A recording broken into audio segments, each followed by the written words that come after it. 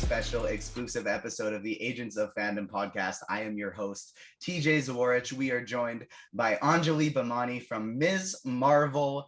How are you doing today? We are so excited to have you on. I'm so excited. I'm doing great. I have to admit, part of the reason I'm so excited is when you popped this Zoom on, or when I jumped into the Zoom and I saw all your pops in the background. You have a gazillion pops. I do. I started collecting just like a year and a half ago. I just moved into a new house in April, so I finally get to display them. Oh my goodness, they are. It is a very impressive. Like I can sort of see them because Zoom is hard and I'm blind. But is that Darth Maul down there in the corner? I see him. I see you got walls full. My goodness. Yeah, so I got kind of my Star Wars corner here, the DC and anime one there, all the Marvel pops on this side here. Damn. And then the comic book collection is behind me there. I actually got my dog Obi-Wan is blocking. We're gonna have to get you some of the Overwatch ones I have in my closet over there. I have a whole shelf in my closet of the Overwatch ones. Heck yes, that would be absolutely fantastic. And that's a perfect segue because Ms. Marvel is not your first foray into fandom. You have voiced the character Symmetra in Overwatch, Rampart in Apex Legends, and you also have, it's not your first Marvel project. You've been involved with Marvel Runaways as well. What brought you into this wonderful corner of the world with gaming and with Marvel stuff, etc.? Well, I'll tell you, what brought me in was my brother, when I was 8 years old, bought me a basic Dungeons and Dragons set. And the rest is history, because I have been in love with gaming and sci-fi and fantasy fiction ever since I was a kid. I mean, my mom brought us up watching Star Trek, you know, like this was just like part of the family. This is part of the genes. And so I was already a gamer, but back in my day, when I was a kid, back then it wasn't sort of mainstream cool to be a gamer at the time. And so I kind of felt like, and I talk about this a lot recently for some reason, because I really put my finger on the fact that it felt like I was living double lives. You know, there was the secret hobbies and secret games that I wanted to play on my own time. And then there was all the stuff that I did at school and the theater and the acting and all of that stuff I did outside. So there was this kind of gap period between when I was gaming, having these two double lives and gaming and working and whatever. And then I just kind of, it became too hard to do both separately. And so there was this sad gap, the dark days of me not being as much of a part of gaming. And my connection with fandoms was definitely that I loved comic books. I loved the X-Men. I loved all of these things, but I loved them as a viewer, not so much as a participant. And then the great gods above, whatever you believe in, the universe, God, cheddar cheese, whatever your belief system is, brought me the opportunity to audition for Overwatch. And that kicked me right back to this beautiful community of people that I love so much. And the rest has been just one wonderful ride of all of the streams just kind of connecting and crossing over. So now I get to be a part of it from both sides, from the participant and from the viewer, from the gamer and from the person creating the game. So yeah, it started eons ago, but for work, it started in probably the last decade. Very cool. And I'm happy that you brought up the community of people that you've fallen in love with working with, because another project you've worked on is Apex Legends, and one of our very first interviews on the Agents of Fandom podcast was with JB Blanc, who of course played Caustic in Apex Legends, and Blisk, don't forget Blisk. And a TV video game legend. What I love so much is I just finished, the day before the interview, I just finished playing Jedi Fallen Order, and he of course was in that too. He's everywhere, and he's a gentleman and a scholar. I cannot speak more highly about JB Blanc. He's such a lovely person. He's got that sass that makes you feel super comfortable with him, because he'll take you down a notch in a fun way. You know, when he's voice directing, because I've done some sessions with him where he's been the director, and he'll just be we have this lovely irreverent energy that makes you feel like everything is a little bit less precious, so you're not worried. about Yeah. doing things wrong, which I love. I love working with people who, I mean, I take my fun seriously, but I don't take myself seriously. So being able to do those two things together, where the work is important, but I'm not like, I'm an actress. It's not like I'm doing brain surgery and someone's going to die. Like this can be a very, it has to be something that we can all have fun doing. And JB is just, I, he's the perfect example to me too of how the most talented and prolific people in the world are generally, in my experience, the most humble and most inviting and most generous. He is generous with his talent, he is generous with his time, he is generous with his energy, and he's generous with his humor. If you tell him how great he is, he'll come up with some self-deprecating comment to minimize it. He's just a wonderful guy. And if I was in charge of everything, I would put him in everything, although he's already in everything. So between Yeah. Kane and Barry and he's just in all the things, and he deserves it. So I just love him. Absolutely. And that was 100% our experience as well. As I'm sure you know, I get nervous before these things. Before we started, I was doing some stuttering. And that first interview we had with him, it was 10 minutes in, I just felt like this was a lifelong friend that I've known forever. So he gives you that warmth, right? he really and does. and as a performer, your job is to connect with people, and your life is about connecting with people. So we are so lucky that we get to do that. And especially because since the advent of the internet, you guys are back in my day before the internet. I really do sound like I'm 900 years old. But like with the advent of the internet and multiplayer games and all these things we now have, and social media, we now have the opportunity that we didn't have before to actually connect directly with members of the community, whether it's through podcasts, whether it's through social media, whether it's, the watch alongs on my Discord, whatever it is, we get to have that one-on-one connection in a way we haven't before. I think the closest thing we had was maybe conventions, but I didn't even come to those until pretty late in the game. So it was all about like, if I got a fan letter, I would have a one-way connection with someone, or if I was talking to someone at the stage door of one of my plays, then I would have that one-on-one. But now we get the opportunity to do this all the time, and it's really, really special. It becomes a very mutually enriching experience for people who are in this world together on either side. It really is special. And JB is great, but I gotta say, you have the same warming effect. My nerves went from up here to calmed right down to a normal conversation. You realized I was a big dork pretty quickly, and you're like, oh, she ain't all that. We're good. I was like, we have things to talk about. This is great. I tell people all the time, I'm not that intimidating. I'm 98 pounds soaking wet. I'm 5 feet tall. You can't worry. You don't be nervous around me. There's nothing to worry about. Auntie's got you. Don't worry, I've got you. And one of the things, I'm happy you mentioned that, because we're going to talk about this later, but you have a book, I Am Fun Size, and it's a YouTube channel. I was checking that out as well. So we're going to touch on that later, but it's kind of fun that as we're geeking out together and talking about our fandoms, that's so relevant in the show that we're here to talk about as well. Ms.Marvel, that is the character of Kamala Khan. Aman Vellani just seems like the absolute perfect rendition. Like, she is Kamala Khan. Yeah, she seems like it because she is like it. Like, she is exactly the truth.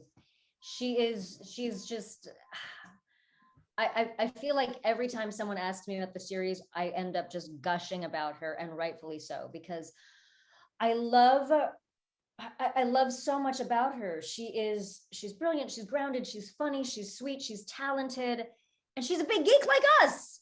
Exactly. She's got her, I mean, she goes deep. Like, her love for Marvel goes deep.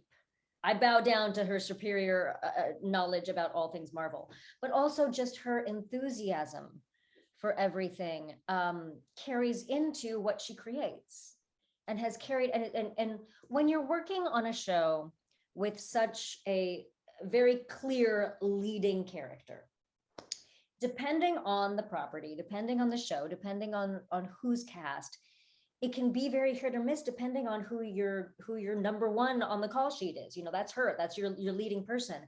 And with her there was no question that this was going to be fun. This was going to be exciting. We'd be exploring together because she was experiencing this for the first time, and with such grace. And I can't, you know, I look at her sometimes and I'm like, I want to be you. And I'm like 90 years older than you are. Like, she's just so sweet and so cool and so awesome. I can't even. We're so lucky to have her. And she really is, like you said, she really is Kamala Khan. Yeah, she is. And brought so much of herself to this role that I don't think the two will ever be able to be extricated from each other. And that's something that Marvel's done so well in the past, right from the beginning with Robert Downey Jr. as Tony Stark.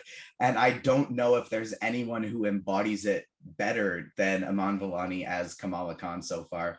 But your character as well is somebody that I'm really enjoying so far, from right when she gets brought in. Like, basically the first line is, did you hear that Fatima's engagement was broken off? And I'm interested, like, so first off, how did you land this role? What was that conversation like? And how did you get into the Marvel universe? Well, wow, I wish it was just a conversation, but like most actors, I had to audition. I couldn't just ask for it. So I was very, very lucky. In fact, I auditioned right here, like literally in this chair, because we were all doing self-tapes. I just realized that we're having this conversation where I auditioned with a cup of tea in my hands. So I just did an audition, lucked out that they cast me, was so excited to be a part of it. Again, because for obvious reasons, I already knew Marvel from the Marvel we know today, but I also, I remember in college just devouring all the X-Men comics. And so that world and Stan Lee's world and everything has just been a part of my life for a very long time. And then finally getting to come to set and getting to film and realizing that I had two friends in the series, because Sagar, who plays Amir, Kamala's brother, I was going to say Iman's brother because the two are the same thing. Yeah. Kamala's brother Amir, and then my friend Alicia, who plays Agent Deaver in the show, who, God, we've known each other since 2004. We've known each other forever. We've known each other for a really long time. So, but you don't know that until you get to set and you see people, because everything's very under wraps. No one's allowed to talk about it. Yeah. Yeah. So it was so fun to be able to share it with new friends and old, and then to not be able to share it with anyone else. Exactly. That was a very fun experience. Thankfully, I'd had experience of dealing with very secret projects because of the gaming world, but this one, this was a whole other level of under wrapsness. And so you personally, you have to keep it tight. You're not allowed to talk about much, but your character, that's not the case. Oh yeah, no, she don't talk about anything. She wants to talk. She is all about, like, other people say gossip. I think she thinks of herself as like the community newscaster. Yes. So that she's like the bard. She's the one. I heard she killed someone. Exactly. She's like the one letting everybody know what's going on. She's got no compunction about keeping things under wraps. I feel like she's the first, like, if anything happens, she's like, I got you. Don't worry. I'm going to make sure all the aunties know. Don't worry. I got you. I'll make sure this. You want everyone to know? Just tell me. I'll make sure everybody knows. I think she thinks of that as like, that's her job. That's who she is. That's what she does. She takes joy and pride in it. I've been referring to you as the queen of the Illuminantes. Oh, well, I'm not sad about that. Please keep that going. And so I want to know, because inside the MCU, there must be a lot to gossip about. There's world-ending events every other year. Who's on the good list for the Illuminantes? Who are the Illuminantes fond of in the MCU? Wow. And who are the people that are on their shit list that they're like, this person is the worst, they're causing all of these problems? What does he have to figure out? All he's going to figure out is he doesn't have a ring on his finger. Okay, I'm thinking, because questions like that, I take questions like this very seriously. Mm-hmm. I will say, just so everyone, I can be clear, none of this is canon. None of this is Marvel sanctioned, where I'm about to say this is my opinion and us being creative and having fun together. Well, first of all, clearly Doctor Strange is on the good list because he's a doctor. Done. He's in. Easy. That's it. That's duh. He's a really good looking doctor too, which does not hurt. So yeah, Doctor Strange, yes, big yes. I think even though he's a little bit of a bad boy, God rest his soul, I think Tony Stark would probably be on the good list. Like a little bit of a bad boy, but you know, he's got a solid empire. I think I could support him in his decisions. Um, who else is on the good list? God, I'm very curious about the thoughts on Thor. I was just gonna say I'm torn on Thor. I'm a little torn on Thor, not me personally, but like in terms of what the aunties would think. I'm all about Thor in real life. But what the aunties would think about Thor. I mean, it's a little bit questionable since he kind of abdicated responsibility for a chunk of time there. You know, kind of let himself go, kind of like took off. That's not a very trustworthy thing, but he's such a responsible boy and loves his mother. And so I kind of feel like in that sense, I think the aunties are rooting for him. Mm-hmm. He's a troubled soul, but we think he's going to find his way. And it's torn throughout the group. Like when the get-togethers are happening, some people are very pro Thor, some people have had enough, and it's a good discussion point among the Illuminati, I'm sure. It's a tough one. It's definitely a tough one. I personally think that Auntie Ruby, like, she'll call it as she sees it, and she's one who's going to be like, hey, that was a bad move. Like fleeing responsibility, not cool. But I'm rooting for you. I think you can do better. You've got great biceps. So we hear you got a movie coming up. We're hoping you're going to redeem yourself. We're hoping you're going to redeem yourself in this one. Fingers crossed. Who else?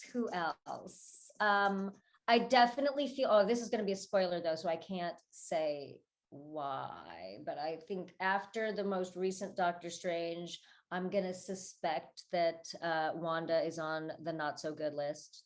Fair. For many reasons. And not necessarily the reasons that the world would think after, watching that, the obvious reasons. I think it's more like, oh, good girl gone bad. Oh no. Even after WandaVision, we were like, good girl gone bad. Oh no, we don't trust her. Although I love her so much. Exactly. We don't trust her, but we love her. We love her, right? Well, such a WandaVision alone.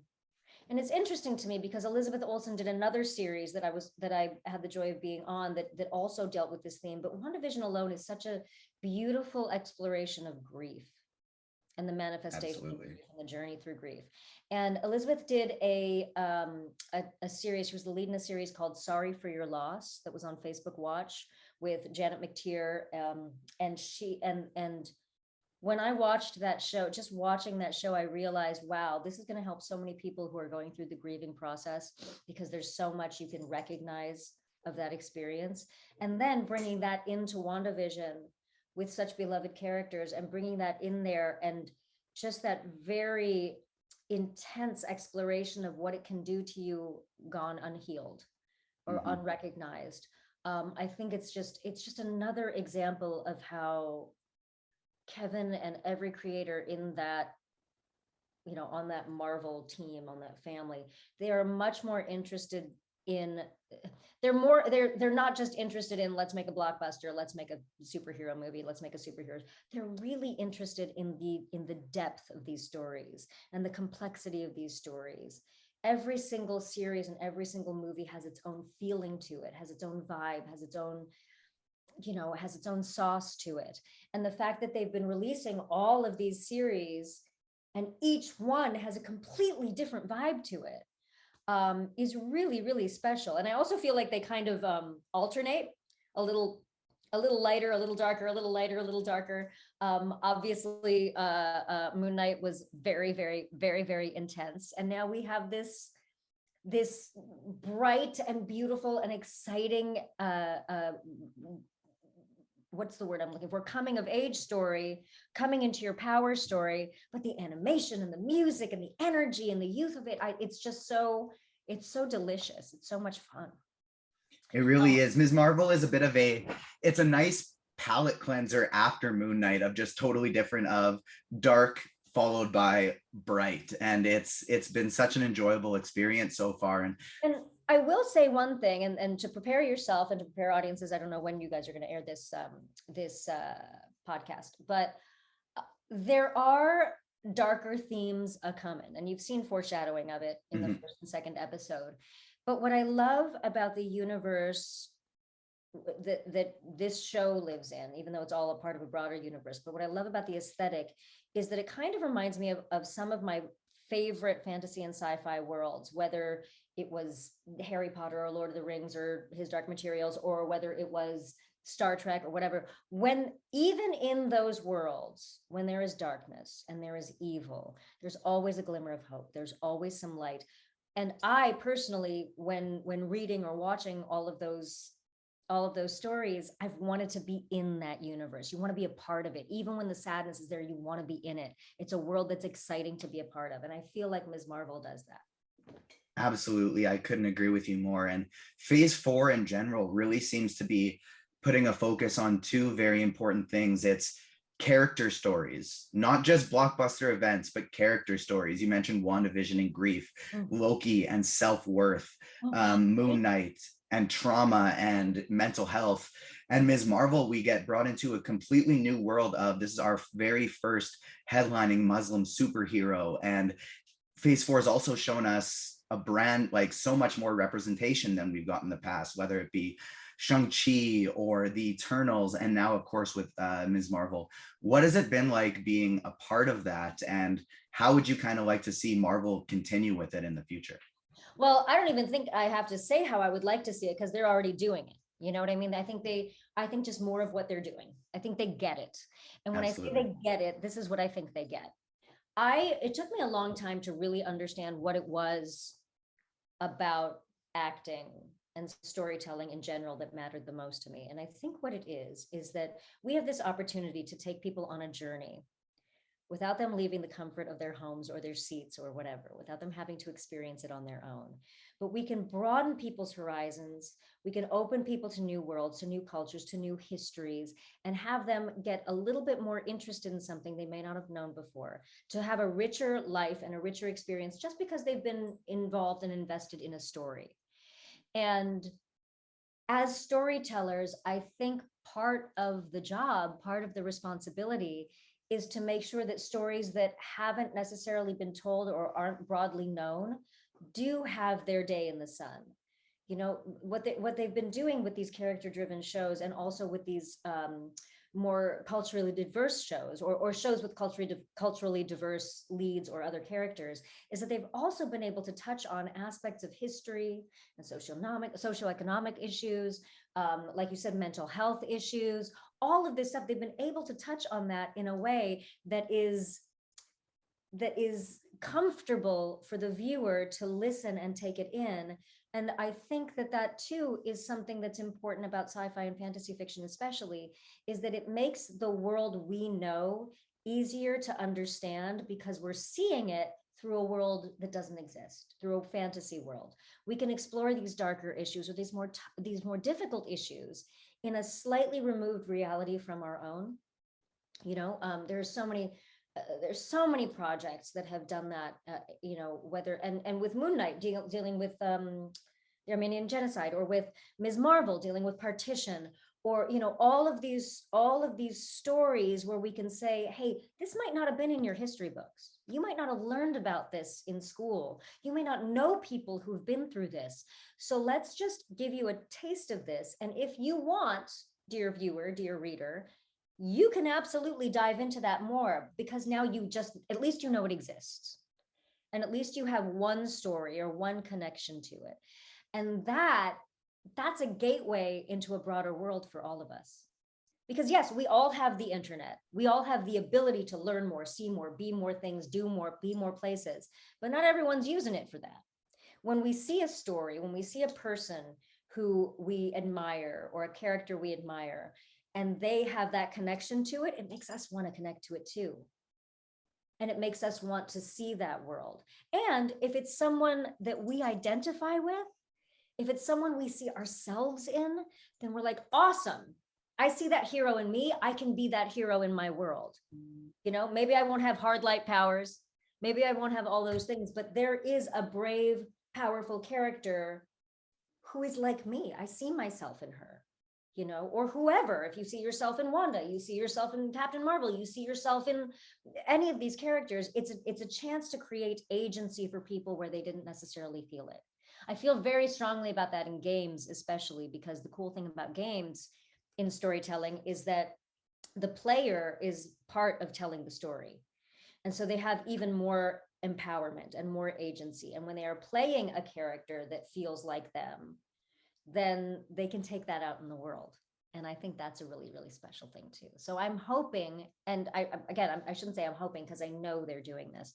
I know that Marvel sees the power of that in a positive way, sees how that can contribute to our world being not even more tolerant, but just more curious and excited to know other people.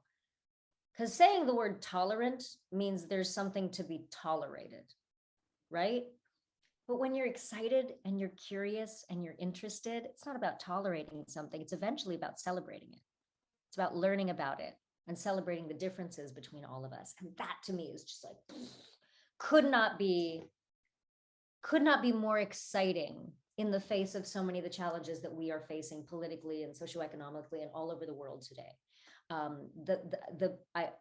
really do think that storytelling has the power to change people's lives from the inside, one at a time, and that gives me great joy that this is what I chose as my weapon of choice as my career, because it's fun and it feels powerful too. I couldn't agree with you more. And I'm honestly having trouble sticking to my notes just because I think you're so incredible. And I just want to just like sit back and just like listen to you talk about more things. I'm a teacher as well on top of this. And that's one of my teaching tools is we watch Frozen 2 to talk about colonialism and reconciliation. And we've watched clips of Falcon and the Winter Soldier to talk about racism and politics and things like that. And when I was in university, we in a kind of history, social sciences class, we had to pick out of a bunch of teaching tools. We had to pick one of them and teach a lesson. So I picked using comic books and or propaganda to teach history, and talked about how Captain America was used to help try and promote people enlisting to fight in World War II. And we talked about that background. And it's truly exactly where my where my teaching passion meets my comic book passion as well. So yep. I couldn't agree with you more on all of those things. And mental health is another big part of this podcast. And for me personally, I struggle with PTSD, ADHD, anxiety, depression, and comic books, movies, television, it's my escape. It's my happy place. It's where I get to dive into these incredible stories and view hope and bring me back to a positive place where I'm ready to take on the world again. And mental health is something that you reference quite a bit in I Am Fun Size as well. And I haven't had a chance to purchase the book yet. I'm going to be getting right on top of that after this. But I was watching quite a few of your YouTube videos, and you had Sherelle Skeets on, and she mentioned imposter syndrome is a liar. Yes. And that was my favorite quote from the series that you had on, because that is something that I struggle with on a daily basis as well, and so many people do. I think, and I love her wording of that so much too, because when she said it, she didn't say imposter syndrome is a lie. She said it's a liar, which exactly makes it even more insidious, because when you think of it that way, you're like, oh, that's a voice in my head. That's what that is. That's a bad guy. That's an arch nemesis. That's a villain in my head when you describe it that way. And I think it is, because for all of us, when we are experiencing imposter syndrome, does nothing but make you smaller. It does nothing but make you pull your punches. It does nothing but make you recede away from your dreams and away from the things that you think. And we all struggle with it. I think at every level, one way or the other, we're struggling with it. Am I good enough? Am I this? Am I that? Oh no, I'm not. I'm probably not. And I agree with you. That episode was really, I love getting other people on the show and hearing their vantage points as well, because it helps me too. One of my earliest episodes was with my dear friend Jen Cohn from Overwatch, and it was the first day that I had actually met her. And she gave 3 amazing pieces of wisdom on there. One of them was, don't let perfection be the enemy of good, which was huge for me. Just like, get it done. Done is better than perfect. And then the other one that she said was, and this was a piece of advice her husband had given her a long time ago. So you can't treat your career and your life like it's this delicate little egg. You have to be a Tonka truck. A Tonka truck runs into things and smashes through things. And yes, it gets a little dinged up, but that's what it's built for. Be a Tonka truck. And I love that too. That's so incredible. And so I want to ask you, on I Am Fun Size, you ask everyone the same question. What is some advice you would give to your younger self? I'm curious what that answer is for you. You know, it has evolved over time, but eventually, I mean, like, there's intricacies about it. Because someone asked me that a while back, and I was like, oh yeah, I ask everybody else, and I never asked myself. But immediately the answer that came out was, spend less time lamenting what you are not, and more time celebrating and increasing what you are. Because it's the very things that make each one of us us, and little Anjali make little Anjali awesome. It's those very same things that eventually become the things that make you the happiest when you amplify them in the world, and what make it more possible for you to share your unique gifts with the world. You know, when I was younger, like I said, I felt like I was living 2 lives. You know, like I felt like I couldn't be playing games and being cool at the same time. Well, who cares about being cool? Nothing good in my life has ever come from me trying to be cool. If anything, it has just made me want to, at any given point, made me smaller. But when you just embrace the things that you are, and amplify them, and explore them, and see what's cool about them. And if there's something you want to get better at, great, work on it. If there's something that you want to be better as, great, work on that. But you know, the amount of time that I spent as a young girl growing up in Orange County lamenting what I looked like or the package that I came in, all that energy could have been spent doing so many more important and fulfilling things and helping more people. And so I definitely wish I would love to go back in time and tell that little girl, or that young adult, or that not so young adult, stop worrying about what you're not. If it's something that you can change and you really want to, and there's a really good reason to, awesome, do it. But there are so many things that just don't matter. And if you're so focused on what you're not seeing all the great things that you are. Yeah, that I think is a big one. And I'd also tell myself to never stop stretching. There it is. That's huge. That is so underrated. Rookie mistake. That I spent a lot of time not stretching, and I went from being Gumby to being the Tin Man. So never stop stretching. I don't care if you lift weights. I don't care if you do cardio. I don't care. Just stretch. Everybody stretch. Our dogs do it. Our cats do it. They do it for a reason, because they're smart and they know. Stretch your body. Preaching to the choir. Fresh out of high school, I decided I'm going to lift a lot of weights and get strong. I got strong, but oh, was I ever in pain, because never did any stretching. That might be a good one I'd use to myself as well. And yeah, you know, I do wish that Kamala Khan had Anjali in her life, but I'm happy that Aman Vellani does, because that's some pretty phenomenal advice. That girl already knows both of those things. She's way beyond this. Like, she's just gold. She's so smart, and she's so grounded, and she's so wise. But I'm very grateful to have her in my life. And you know, our I can imagine, because you both seem like fantastic people. And our earlier conversation about who the Illuminati's like, who they don't like, it gave me an idea. I know Aman has Kevin Feige's phone number. You might have to get this pitch going of the Marvel one-shots on Disney Plus are some of my favorite things. Just the quick little small 10 to 15 minute stories between movies. We need an Illuminati's one shot where the aunties are just talking about the different movies within the MCU, the stories that happened, how it affected them.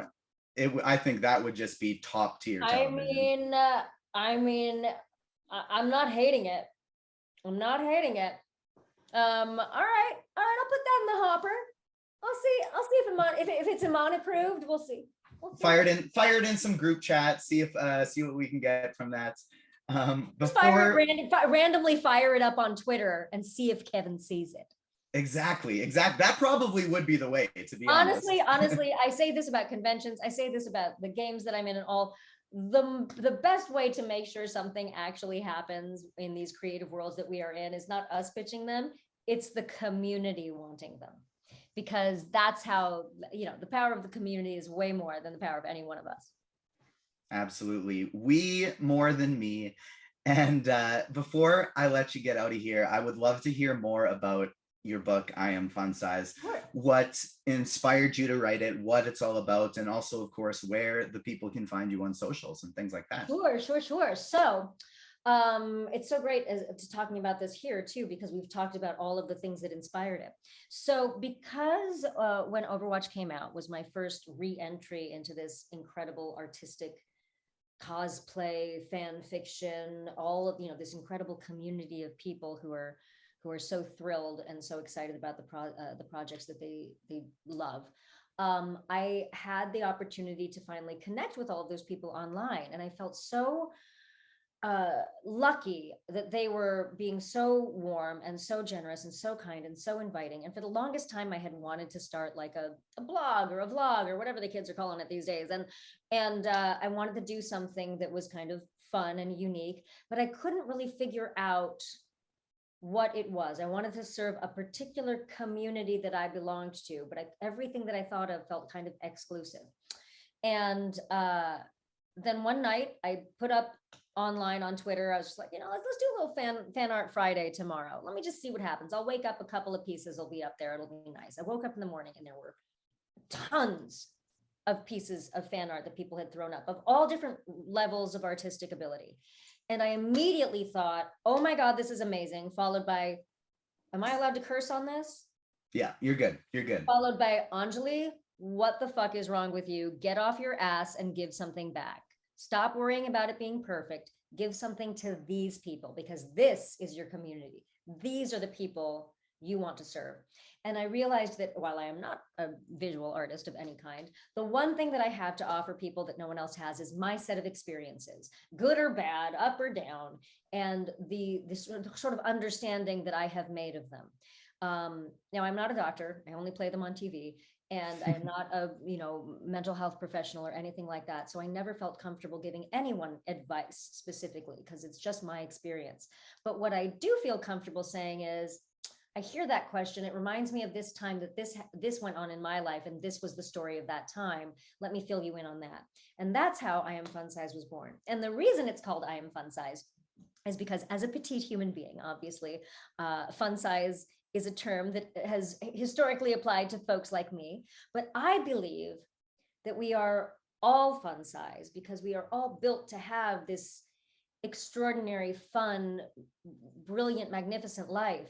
And yet life has a way at some times of making us feel small or making us feel less than. And my goal is to really help everyone with the book and with the series, is to help everyone understand that we've all got that.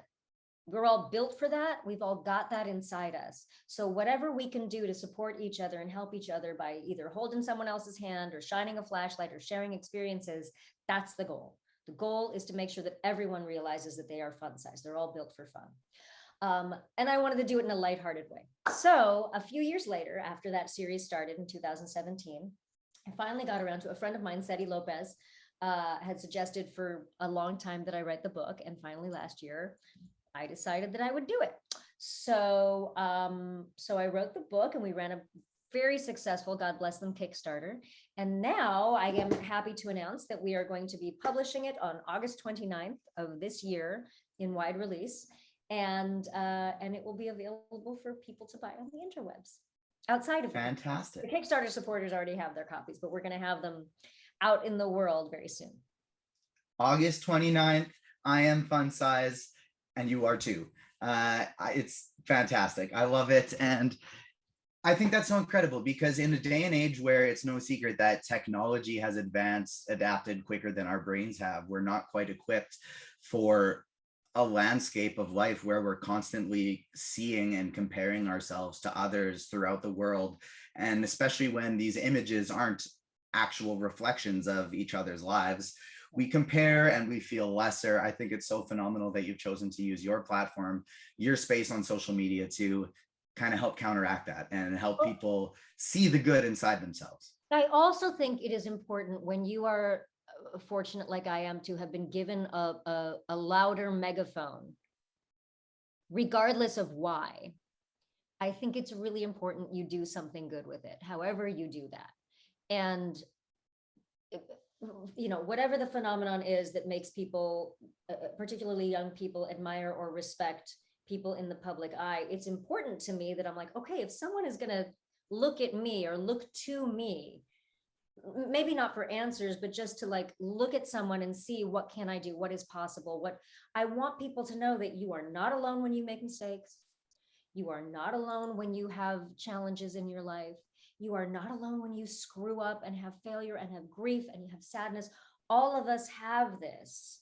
And the normalizing of that human experience, particularly in a world, like you said, where we have social media, where everybody's comparing and everybody's curating their best life, and all you're seeing is that online. I think it's important to tell people, trust me, that's a curated vision of everyone's lives. We're all on this planet figuring it out together. So that's important to me too, because I too struggled with so many things when I was younger. And when I was not necessarily that much younger, you know, when I was a teenager, I struggled with eating disorders. I had ups and downs with depression and a variety of things. And it was, even as I was going through those things, I kept thinking, okay, this sucks right now, but, and I write about this in the book, but what I'm going to do is along the way, I'm going to find a way to make this useful in the world, even if it's just to help other people who are going through it. I'm going to give it a purpose. I'm not going to say, okay, some being in the sky has decided my fate, and so there must be a purpose. I'm going to give it a purpose. And when you do that with any painful experience in your life, it is a tiny bit, even just the tiniest bit of solace, knowing that what you are experiencing might serve someone else. And that does mean a lot to me, because I know you can't keep people from going through their challenges, and you can't keep people from experiencing pain. But what I do want to offer is letting people know they're not alone. And maybe if I give you insight into what I went through, you might not go through it with the same intensity or in the same way as I did. Maybe you'll be able to pick a different path. That's an exciting opportunity for me. I agree with you. And I've always had the philosophy that whether it's teaching or parenting or just friendship, people don't need a shield. You can't shield them from life. People need a sword. They need someone there fighting along with them, picking them up when they fall down. And what I'm hearing is it's almost like what you're saying is, with great power comes great responsibility. Absolutely. That's exactly what I'm saying. And I say this in the book too. It's just like we don't realize, I think sometimes, that we have the power we don't realize that we have the power to determine our happiness. We have the power to determine to decide our own fate. And as a result, I think sometimes we get scared of it when that is presented to us. So yes, with great power comes great responsibility. But the exciting thing is, with that responsibility means we are empowered. We have the power to change things. We have the power to help people. We have power to change the world one person at a time, one conversation at a time. It doesn't have to be in big, huge ways. You don't have to be a superhero. You can change someone's life by smiling at them on the street. You can change someone's life by having a great conversation at the supermarket. These things are entirely possible. They are within our power. And that's wildly exciting to me. Absolutely. And like we can't always control what happens to us, but we can always control our attitudes on those things. And you don't always have the power to change the whole world all at once, but you can always change someone's world. And I think you are using your platform so wonderfully to do that. You mentioned kind of you have a megaphone, and so it's important to use that megaphone and to get that message out. And that's something we're trying to do at Agents of Fandom. Is our goal is to not be a big media outlet, but we are content by fans for fans. We're kind of that, we're the person on the ground who's saying, hey, what do you want to know that's going on in your movies? What do you want to know about your favorite stars? Let's kind of be that link between the two, and try and make it so that we don't always need a megaphone, and sometimes we can just all be in the same room having a conversation. Yes, yes. Well, again, that like I said, it doesn't have to be. It can be one person at a time. It can be one person at a time. It can be face to face. Doesn't have to be on the internet. Doesn't have to be anywhere else. It can be face to face. Absolutely. And face to face, you never know. You mentioned growing up in Orange County. I'm all the way in Saskatoon, Saskatchewan, Canada. But Garrett, who couldn't join us today, my co-host, that's where he is OC. So maybe one day the two of you can link up. That's fantastic. Yeah, actually, we'll do a little bit of this sneaky typing, connect my people to your people, to the people, to these people, whatever it is, however that works. And we'll see, because I'm down there a lot. Perfect. And so Ms. Marvel episode 3 is coming out Wednesday. Yes. One word to describe it. What would you give me? Celebratory. It's a big celebration that happens in that episode. I'm very excited about it. And if people want to watch it along with me, we do a watch along in my Discord every week. So people can join the Discord. God bless the people who started the Discord. They decided to call it the Bimaniacs Discord because my last name is Bhimani and they are delightful maniacs. And so if people want to watch it along with us, we do them, generally speaking, we've done them on Sundays. So sign up there. It's a lovely community and you can come join us and have a chat. Last week we had a really wonderful conversation about partition for those folks who don't know, who didn't know about it. And so it's a great place to learn. It's a great place to hang out. It's a great place to chill. It's fun. It's a fun time. Very cool. That sounds definitely interesting. I'm gonna have to get in there.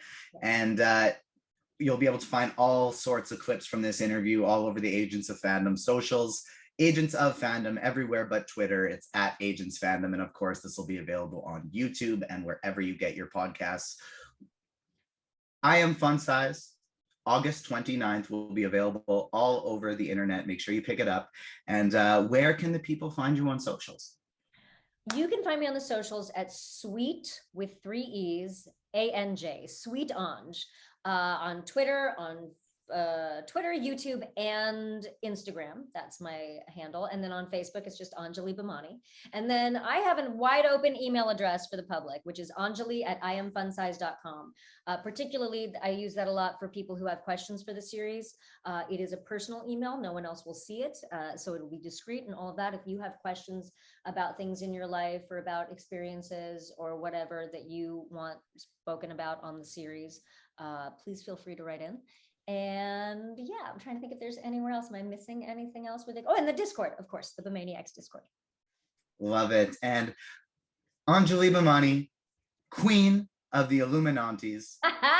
Thank you so much for joining us. This has been informative and even more so much fun. Oh my goodness. Thank you. Thank you so much. And we'll have to revisit again when Garrett can be here and when we finished the series and we can talk about the whole thing as one big picture. I would love to do that with you guys.